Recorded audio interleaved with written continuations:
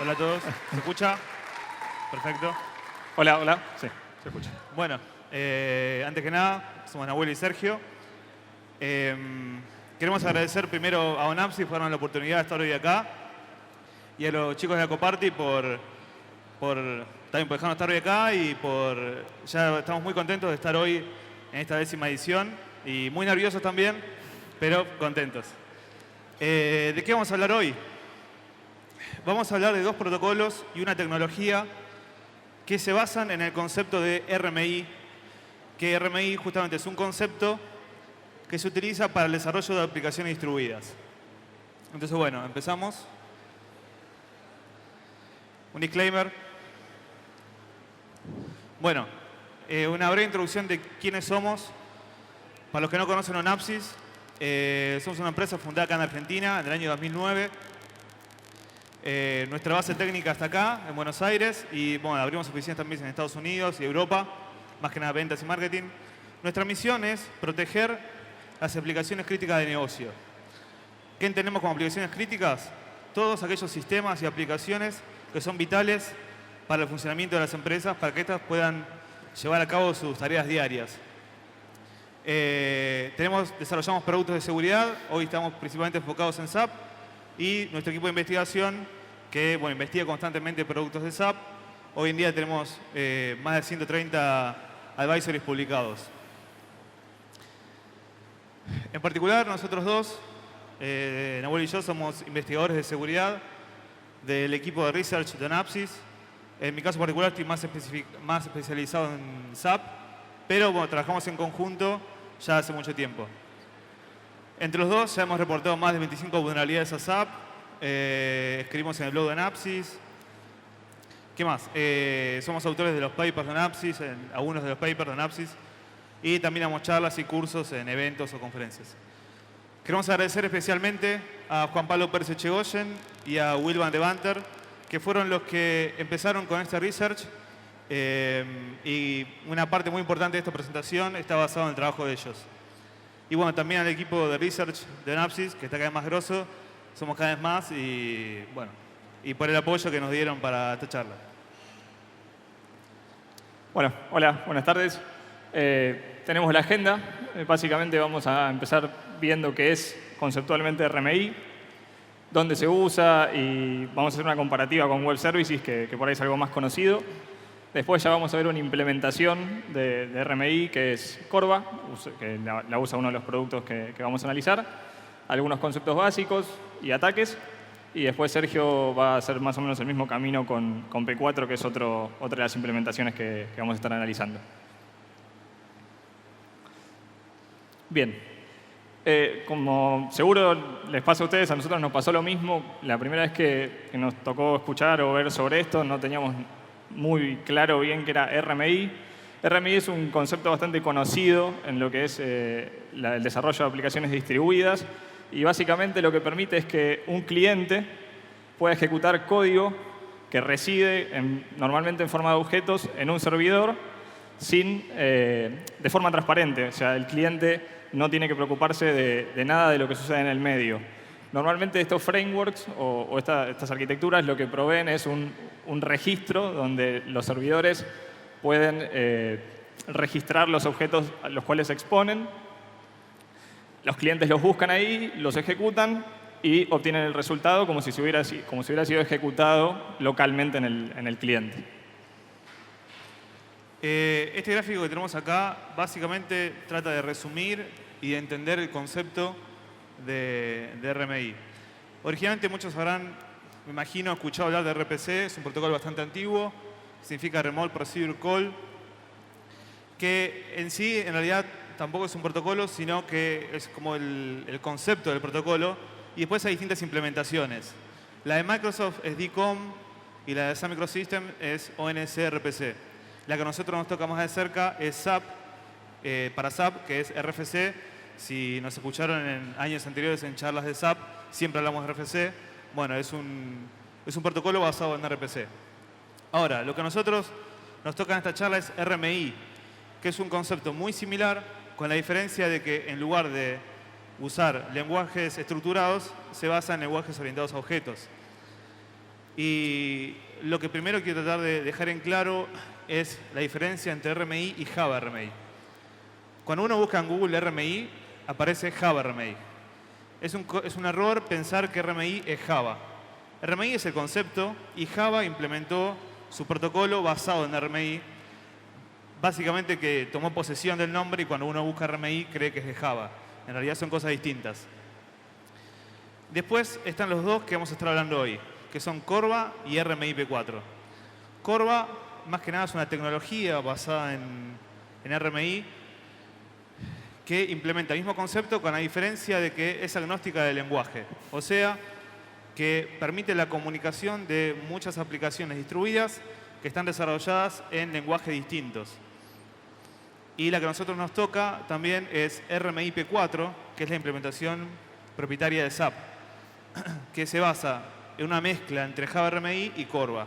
Ellos la mezclaron y desarrollaron el RMI P4. Nosotros vamos a estar hablando de estos dos hoy. Bien, por ahí es más común para nosotros, o por lo menos lo que nos pasó, que teníamos la idea de web services. Entonces nos pareció piola comparar las dos cosas, ya que al fin y al cabo, si bien lo hacen de forma distinta, las dos nos terminan permitiendo lo mismo, que es ejecutar cierta acción en el servidor y obtener el resultado en el lado del cliente. Básicamente, tenemos por un lado RMI. Yo la comparación la hice ya pensando en Corva, que es lo que vamos a ver más adelante. Corva es relativamente viejo, ya tiene varios años en la industria. Es más complejo que normalmente los web services porque el servidor necesita mantener un listado de los objetos que se van instanciando. Después necesita el garbage collector para poderlos destruyendo o limpiando lo que se va destruyendo. Otra de las ventajas que tiene RMI por ahí sobre los web services es que es bastante más usado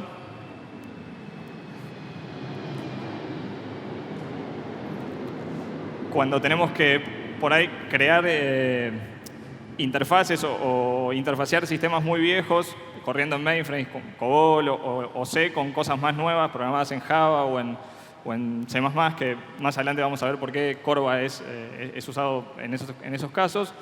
Y al ser más complejo, normalmente es una superficie de ataque más prolífera para los atacantes. Por otro lado, tenemos los web services, que son relativamente más nuevos. Son stateless, funcionan sobre HTTP. Y tienen una ventaja bastante importante sobre Corva o sobre RMI, sobre Corva en realidad, que es que no necesitan tantos requerimientos a nivel de puertos para funcionar. Corva necesita varios puertos abiertos en un firewall para poder funcionar, cosa que los web services, al ser sobre HTTP, con 1 o 2 puertos a lo sumo, lo mantenemos funcionando. Bien, ¿qué otros productos utilizan estas tecnologías? Porque la idea es abrir el juego y que otras personas también puedan empezar a investigar, que vean que estos protocolos no solo son utilizados en productos SAP, sino que aplicaciones como el servidor de aplicaciones JBoss lo utiliza Java RMI. El servidor de aplicaciones de Oracle también utiliza una versión propia, pero basada en RMI.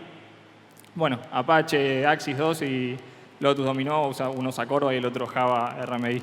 Nosotros en esta charla vamos a ver dos productos más en profundidad. Uno es Business Objects, que utiliza Corva, y el otro es el Application Server de SAP, de Java, que usa una versión propietaria de RMI, que es RMI P4.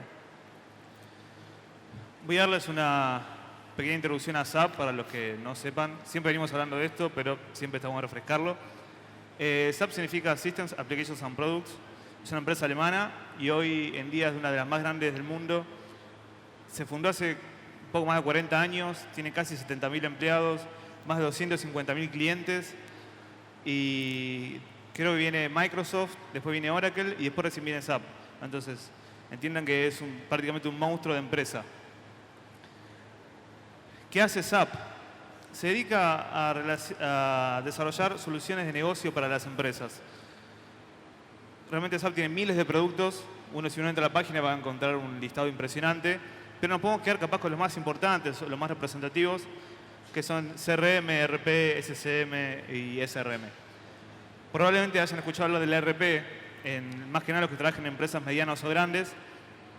El ERP es el core de la empresa, es el sistema sobre el cual se realizan todas las transacciones diarias, pagos, compras, ventas, pago de sueldos, manejo de inventarios, todo se realiza dentro del ERP. Hace poco un cliente nos dijo que por un minuto que pasaba con ERP apagado o en downtime, perdía varios millones de dólares. No me acuerdo el número exacto, pero eran varios millones de dólares por cada minuto que el ERP no estaba funcionando. Entonces son sistemas realmente críticos. Después desarrolla aplicaciones más específicas para resolver problemáticas particulares. Por ejemplo, en el caso de GRC, para los que están en el mundo de seguridad de SAP, es un sistema muy conocido, es un producto muy conocido, ya que realiza administración de autorizaciones y roles en sistemas SAP. Y los que nosotros vamos a estar tratando hoy son estos últimos tres. El SAP Portal es un sistema basado en Java que lo utilizan las empresas como un único punto de entrada de comunicación a todos sus demás sistemas. Por ejemplo, lo suelen usar, depende de la implementación, ¿no? Pero para interfacear con proveedores, con clientes, con los mismos empleados que residen fuera del sitio de la compañía. Todo se puede centralizar en el portal. Después tenemos el Solution Manager, que por licencia es un sistema que está obligatorio, que tiene que ser obligatoriamente instalado en las implementaciones. Toda empresa que tenga SAP tiene un Solution Manager, que es el sistema que comunica y administra todos los demás sistemas. Y por último, Business Objects, que es el otro que vamos a estar hablando hoy, que originalmente no era de SAP. Creo que la empresa se llamaba Business Objects. SAP los compró y básicamente lo que hace este producto es proveer la solución de Business Intelligence. El Business Object se conecta a los demás sistemas, trae información, procesa y genera reportes para para las decisiones estratégicas de negocio. Bien, ya entrando en lo que es de lleno en Corba, básicamente, ¿qué es Corba? ¿O qué significa? Es ese nombre tan largo y complicado, directamente nada más que para decir que es una arquitectura que permite conectar casi cualquier tipo de aplicación o sistema corriendo en casi cualquier tipo de arquitectura o clase de máquina sobre cualquier sistema operativo pueda intercomunicarse entre sí. La idea es que interconectar cosas a través del uso de Corba. ¿Qué ventajas tiene? Conecta cosas que pueden estar locales o remotas. Idealmente es agnóstica del lenguaje o se puede usar para interfacear varios lenguajes distintos. Es orientado a objetos y al ser orientado a objetos permite, desde aplicaciones programadas en lenguajes muy viejos como COBOL o C, tener la clase de objeto y programarlo por ahí de una forma más sencilla que lo que sería sin el uso de objetos, dado los lenguajes que no son orientados a ellos. En esta slide lo que podemos ver es más o menos el mapa conceptual y bastante general de lo que vamos a ir viendo en la presentación. Acá están los objetos clave que tenemos que entender para después entender la clase de ataques que vamos a ver. Por un lado tenemos al cliente, que sería la aplicación que queremos interfacear con un servidor, la cual obtiene referencias a los objetos que va a usar. No obtiene un objeto local, sino que obtiene nada más que una referencia al objeto que se instancia en el servidor. Conoce sus métodos y argumentos y los valores de retorno a través de los IDLs, que los vamos a ver en detalle creo que la próxima slide, pero básicamente son el contrato que respetan tanto cliente como servidor para saber qué enviar y qué se recibe. Y la magia sucede en mayor parte en la interfaz ORB, que es una especie de middleware que comparten tanto cliente como server y es el encargado de, entre otras cosas, hacer la serialización y deserialización de los pedidos, normalizar las arquitecturas y demás. Todo esto termina corriendo sobre un protocolo estándar de Corba definido que se llama IOP y después más abajo TCP o lo que haya. Las otras cosas que me olvidaba, por ahí no son tan importantes, pero lo que les hablaba de otra vez del servidor que mantiene una cuenta de los objetos disponibles, en este caso es allá arriba el repositorio de implementación, y con las IDLs, como tienen que compilarse para determinado lenguaje, se hacen a través del compiler IDL. Bien, hasta ahora entonces tenemos aplicaciones que pueden vivir, aplicaciones clientes y servidores que pueden existir en cualquier parte de la red, pero no sabemos cómo ubicarlas hasta ahora. Para eso tenemos 3 variantes. La primera y la más común es este servidor de objetos, en este caso es el naming service, en el que está implementado como servicio, y es al cual los clientes pueden consultar en tiempo de ejecución para obtener la dirección o la ubicación del objeto que quieren consumir. Otra de las opciones son las Corvalog o Corvaname URLs, similares a las URLs que conocemos. Ahí tenemos 2 ejemplos en los cuales se especifica el host, el puerto y una key que todo objeto tiene para ser identificado en la red. Y en el caso de abajo, además estamos viendo un método, la llamada un método directamente. La tercera y última, que es la que vamos a ver más en detalle, son directamente las referencias a los objetos. Son la forma por ahí más antigua que existía en las primeras versiones de Corva para localizar estos objetos. Son ese choclo que está ahí, en el cual está encodeado bajo el estándar la clave del objeto, la dirección de IP de la máquina que lo tiene, el puerto en el que escucha y un ID de repositorio. Eso se puede parsear con herramientas porque es estándar, no es propietario ni nada, es estándar de la implementación. Y lo que nos da como resultado es lo que vemos abajo, donde lo que está en negrita es lo interesante. Tenemos el host, el puerto y el object key. Bien, les había dicho que para poder usar Corva es necesario tener lo que llamamos IDLs. En realidad, IDL es el lenguaje en el cual se programan estas interfaces. Yo por simplicidad lo trato ya directamente como un ente, como un archivo. El IDL es un lenguaje súper sencillo que permite definir las interfaces tanto del cliente como del servidor. Es compartida, ya que es lo que se tiene que respetar entre ambas cosas para poder entenderse. O sea, indica los argumentos que reciben los métodos y lo que devuelve, además de los nombres de los métodos que están disponibles en el objeto que vive en el servidor. Ahí tenemos, por ejemplo, un ejemplo, es bastante sencillo. Bien, entonces hasta ahora tenemos un protocolo, una arquitectura bastante complicada como Corva, y por otro lado un producto como Business Object. ¿Cómo se usa o cómo implementó SAP Corva en Business Objects? Su idea original fue implementarlo para la comunicación interproceso o interservicio. Business Object, cuando se instala por defecto, tiene alrededor de 17 servicios en ejecución. Lo más normal es que corran en distintas máquinas para poder escalar, porque esto, acuérdense que son productos que los usan empresas muy grandes con muchos volúmenes de información a procesar. Entonces, lo más normal es que corran de forma distribuida en distintos equipos y la comunicación entre ellos se realiza a través de Corva. No está pensado que Corva se utilice por el usuario final, por ende, no se proveen de los IDLs, ya que eso nos daría la interfaz del objeto y lo podríamos consumir directamente el usuario final. No está pensado para eso, entonces no tenés acceso a los IDLs. ¿Qué opciones teníamos? Entonces queríamos utilizar la funcionalidad que exponía Corva de los sistemas Business Objects. Bien, eran 2. O reversear las aplicaciones que vienen por defecto y ver cómo lo usaban ellos.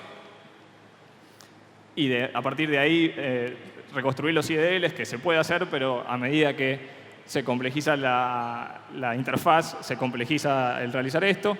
Y la otra opción era identificar qué archivos tenían los IDLs ya, en este caso,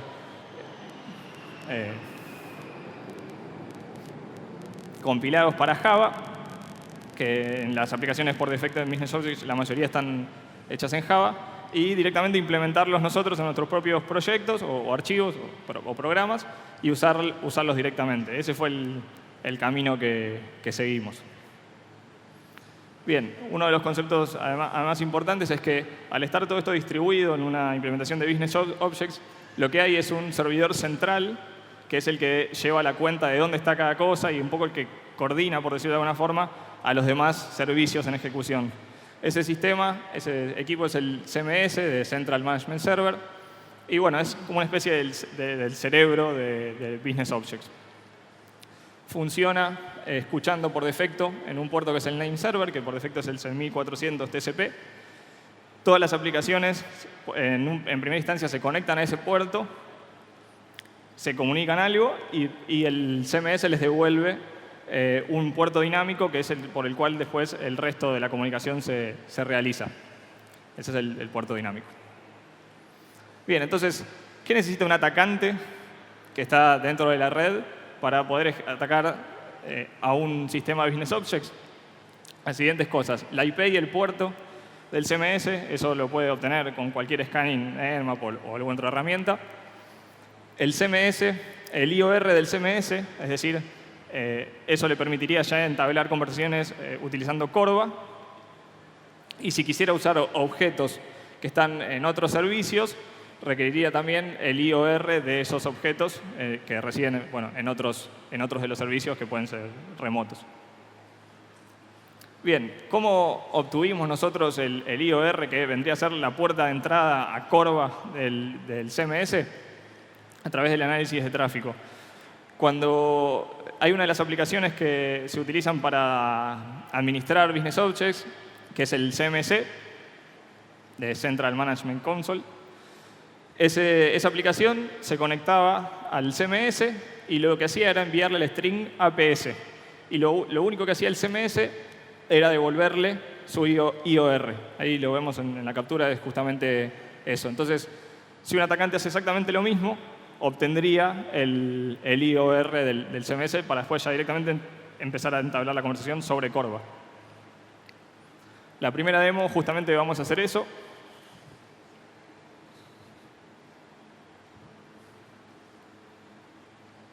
El tercero.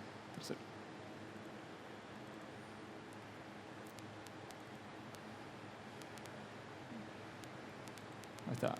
Full screen.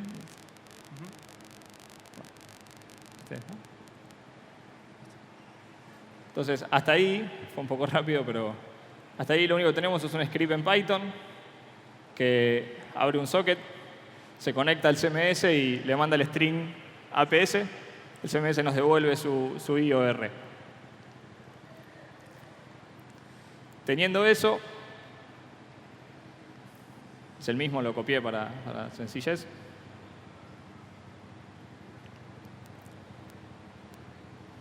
Teniendo eso, un atacante lo que podría hacer es utilizar ya otros objetos que residen en el CMS. En este caso, estamos utilizando uno que nos permite obtener ya un listado de todos los otros objetos que están expuestos y su respectivo IOR. Esto le daría al atacante... qué difícil.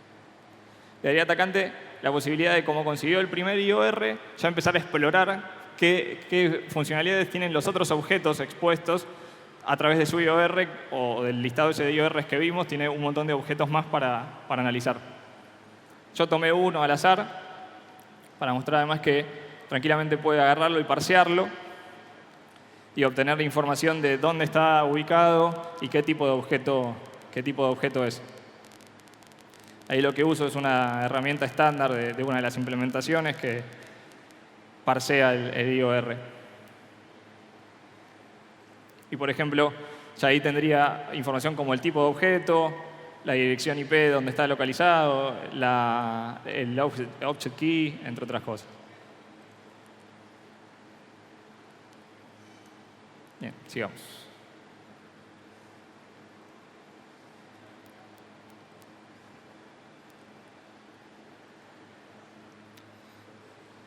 Entonces, ¿qué protecciones hay contra esto?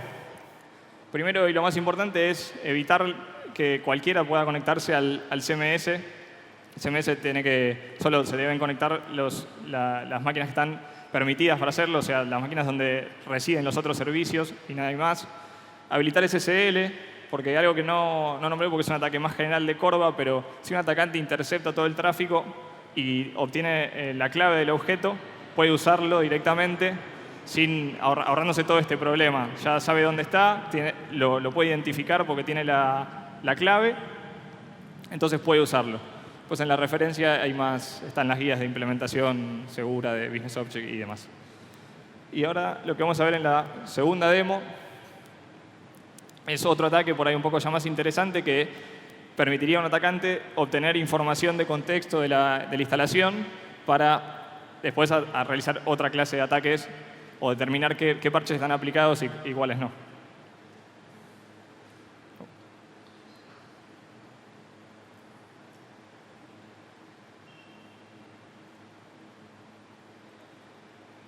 Este no.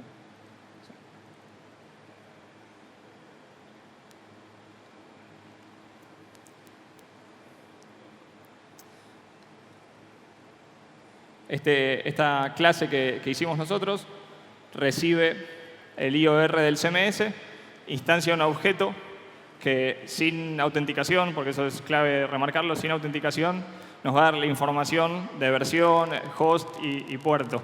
Lo interesante es que esta clase de información no hay otra forma de obtenerla sin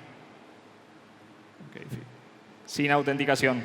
O sea, si usamos algunos de los otros métodos que están expuestos en Business Object para esto, como ser Web Services o creo que hay una API en Java, necesitas de autenticación para obtener esta clase de versión. Entonces, de esta forma lo estamos haciendo completamente sin autenticación, solo conociendo la ubicación del objeto a través de su IOR.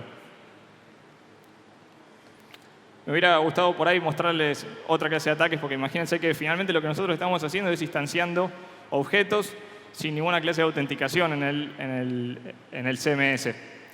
Pero la mayoría permitirían compromiso total, pero no llegaron a parchearse. Entonces realmente no podemos mostrarlos por un tema de disclosure.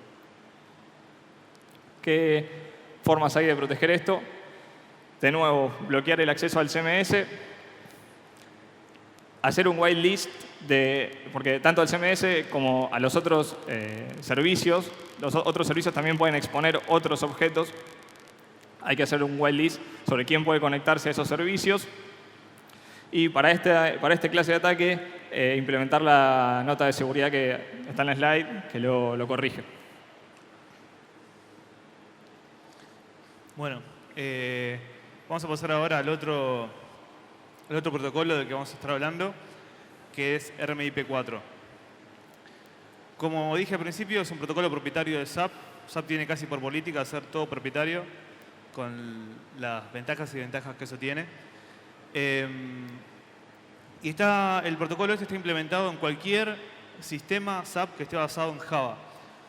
A modo de resumen, SAP separó sus productos en dos ramas, los basados en ABAP, que es un lenguaje propietario, y los basados en Java. Una gama de productos muy importante están basados en Java. Entonces, en cualquier servidor Java que encontremos va a tener implementado el protocolo P4. Había explicado que combinaba características de Java RMI y de Corva. De Java RMI lo que toma es toda la base, básicamente se basaron en Java RMI, el original, y le metieron algunas features de Corva. No es muy claro en la documentación de SAP qué le metieron realmente. Estuve tratando de entender y más o menos lo que pude sacar fue que le agregan una especie de header al protocolo original para que se le puedan agregar capas por encima, que es algo que trae Corva. Escucha por defecto en el puerto 5XX04, donde XX es un valor que va de 00 a 99, que es una propiedad de cada implementación. Y para SSL escuchan el 06. Una característica muy interesante es que P4 puede ser tuneleado dentro de HTTP. Es un capítulo aparte, entonces no vamos a estar hablando de eso, pero sepan que es muy interesante. Escucha en otro puerto, en el 05. Bueno, y eso. ¿Qué nos permite hacer P4? En primer lugar, encontrar objetos remotos. O sea, yo cliente, no sé dónde está un objeto, pero quiero instanciarlo. Bueno, me permite encontrarlo. Después, obviamente, comunicarme. O sea, permite que pueda ejecutar esos métodos remotamente sin tener yo la instancia localmente. Y una última característica interesante es que permite cargar clases remotamente. O sea, imagínense que tenemos aplicaciones standalone y queremos que la aplicación siempre tenga la última versión actualizada de la clase que compila. Entonces, la utilidad que tiene P4 acá es descargar la clase cada tanto tiempo, cada vez que se inicia la aplicación del server, para compilarla cada vez que se necesita. Y más. Y ¿dónde se usa? ¿Dónde se ve? Yo había explicado antes de Portal y Solution Manager. El Portal, como este pequeño gráfico que muestra la arquitectura, como dije antes, se conecta a todos los demás sistemas. ERP, CRM, BI, Business Objects o sistemas no SAP. Entonces, lo que quiero remarcar con esto es lo importante que es y la criticidad que tiene comprometer un sistema de estos, pues comprometes el que se conecta a todos, implica casi que comprometas todos los demás. Y el Solution Manager tiene una propiedad parecida, ya que si es el sistema que controla a todos los demás, el hecho de controlar el Solution Manager podría potencialmente provocar que se comprometan todos los demás sistemas. ¿Dónde se usa específicamente RMI P4? Estuve leyendo y encontré JMX, que es Java Management Extensions. Yo realmente no sé mucho de JMX, probablemente acá haya alguien que sepa más. Pero por lo que leí, es una arquitectura, una tecnología utilizada para construir aplicaciones distribuidas. Permiten iniciarlas remotamente, apagarlas, configurarlas, todo remotamente. Bueno, la implementación de SAP de JMX se basa en RMI P4. Y de hecho, la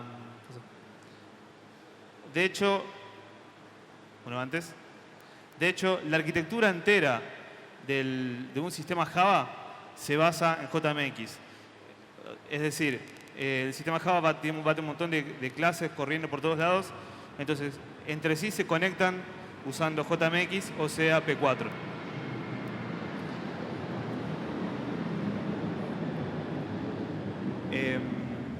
¿Cómo se implementa?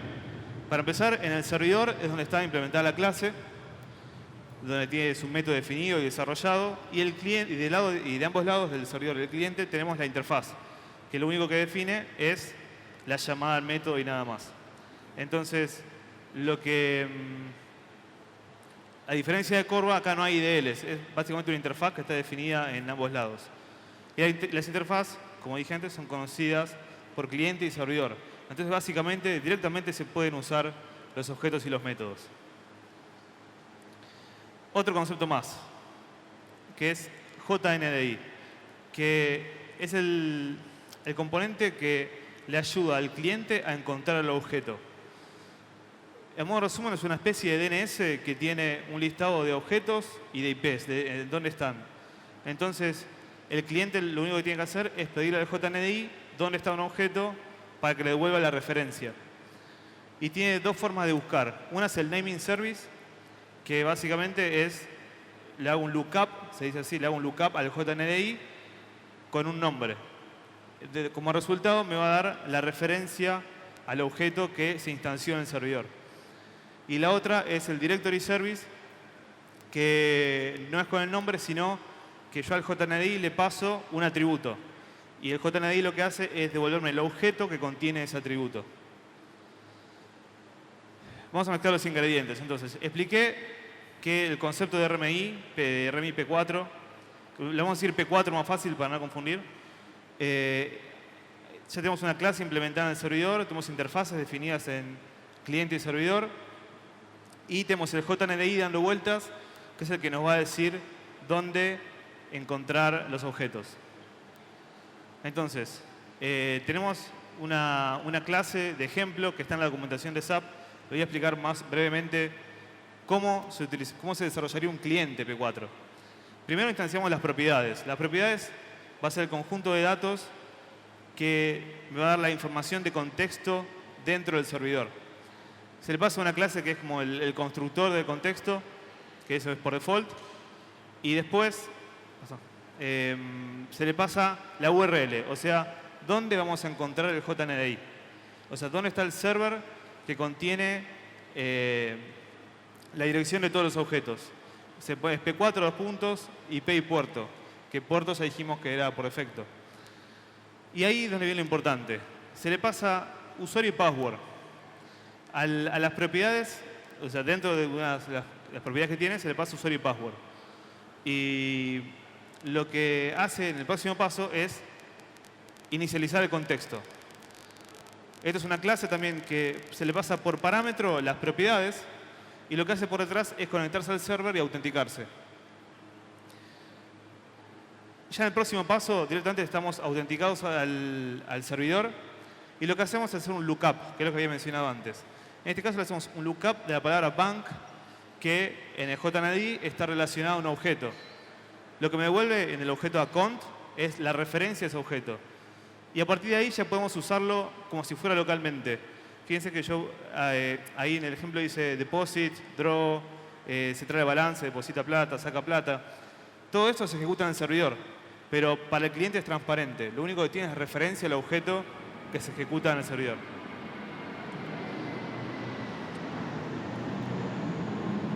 Bueno, este punto es lo más importante.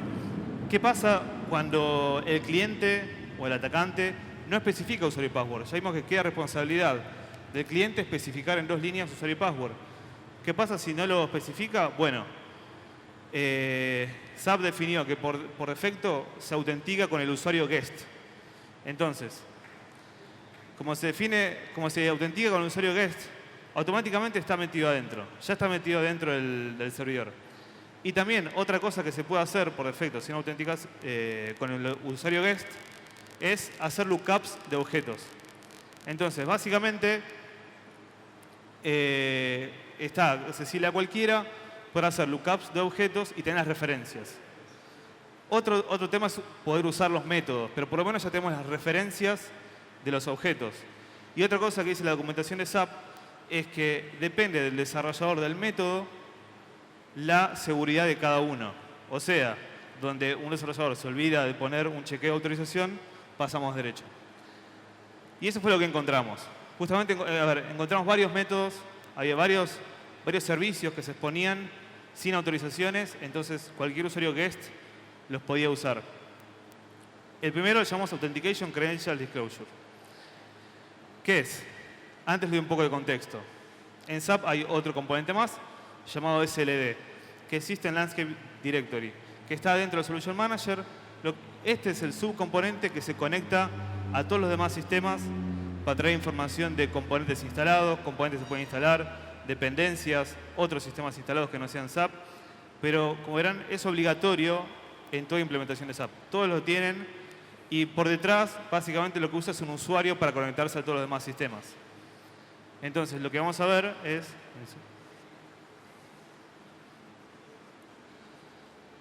la ejecución de ese método. Perdonen que mostremos videos y no lo hagamos en vivo, pero se nos ponía muy pesado correr un SAP acá adentro.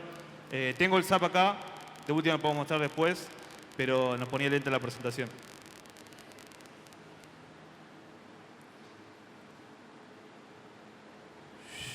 Ahí está. Les muestro primero la clase que hemos desarrollada. Estas son las propiedades y el contexto, las clases que fuimos importando. Y lo importante acá son estas dos clases que importamos acá, que son los que tienen las interfaces definidas. Esto no son las implementaciones de las clases. Básicamente lo que habíamos encontrado, a ver, ¿cómo puedo pararlo? Lo que habíamos encontrado era un servicio llamado RFC Engine, que era el que guardaba las credenciales de estos usuarios que se conectaban a los demás sistemas. Pero el tema es que cuando se las pedíamos, venían en plano. Entonces, fíjense, nuestro cliente lo único que hace es pedirle, es pasarle IP y puerto. Supongamos que la IP ya sabemos dónde está el sistema, el puerto era por defecto. Entonces, instanciamos las propiedades, le pasamos el contexto que dijimos y la URL. Fíjense que en ningún lugar está especificado el usuario y la password, las 2 líneas que no pusimos. Entonces, básicamente, iniciamos el contexto y le hago el lookup del RFC Engine, que era este servicio que yo había mencionado antes. Hasta ahí está todo bien. En el momento que se instancia, no podemos hacer mucho más que instanciarlo. Y esto es lo que... Ahora sí. Esto es lo que el usuario guest puede hacer. Hacer lookups y tener la instancia remota. Pero de ahí a poder usar los objetos, los métodos, es otro tema. Entonces acá, teniendo la referencia al objeto, el próximo paso fue directamente obtenernos las configuraciones que tenía guardadas. Y simplemente, fíjense que no hacemos nada raro, pedimos el método, imprimimos y nada más. Al ejecutarlo, vemos que nos trajo los usuario y password que están guardadas en plano del servidor.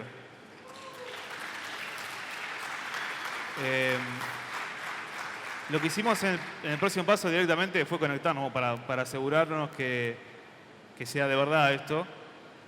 Este es el cliente de SAP, el que usamos para conectarnos. Y bueno, básicamente copiamos y pegamos usuario y password y vemos cómo entra.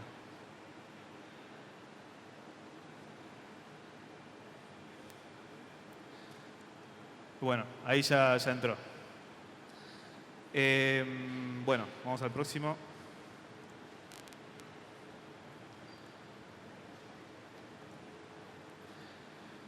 Acá, a modo de resumen, RFC Engine, ahí donde hace el lookup.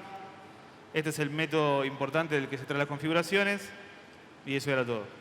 Realmente verán muy sencillo. Se pueden preguntar cómo sabemos los objetos a los cuales podemos hacer lookup si no sabemos nada. Bueno, el JNDI tiene un método que también lo puede usar el usuario guest que se llama list bindings. Ese método te lista todos los servicios que tiene en el JNDI, entonces uno puede ir pidiéndolos de a uno a ver qué pasa para ir probando. El segundo servicio se llama Remote File Read Write. Estuvimos buscando y era una API de SAP, se llamaba File Transfer Service, que estaba desarrollado originalmente para que los usuarios puedan deployar aplicaciones en el servidor. El tema es que tenía dos métodos definidos, upload y download. Entonces, al probarlo, ¿qué fue lo que encontramos? Que de vuelta no tenía autorizaciones. Entonces, ya está, lo podemos usar. ¿Qué elegimos para mostrar? Tenemos dos opciones, el upload o el download. Nos pareció más corto y un poco más lindo mostrar el download porque podemos hacer uso de otro concepto que es el SAP Credential Storage. Es un archivo dentro que reside en el sistema operativo que tiene el usuario y password del administrador cifrado, obviamente. Está cifrado, eso está seguro. Pero el tema es que si tenemos acceso a ese archivo que se llama sextor.properties,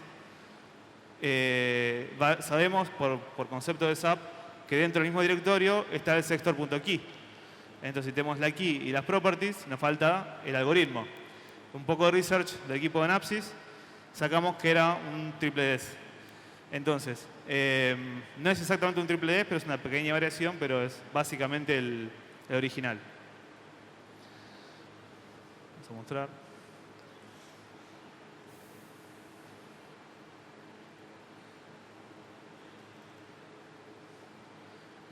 Esto que ven acá es la URL de un SAP Java, por defecto, y entra al User Management. Verán, me pide usuario y password, hasta ahora no las tengo. Y de vuelta tengo el cliente, el mismo de antes.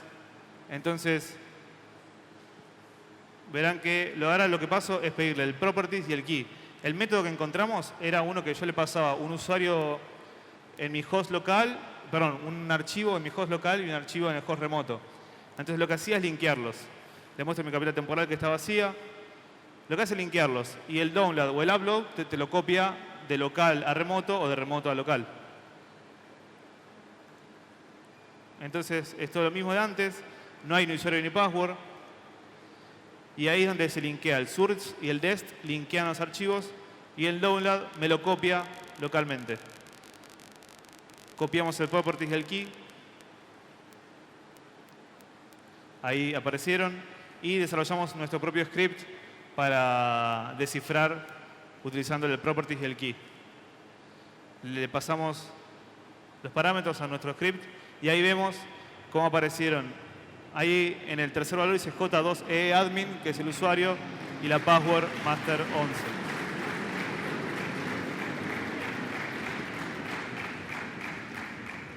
Y bueno, básicamente nos conectamos como administradores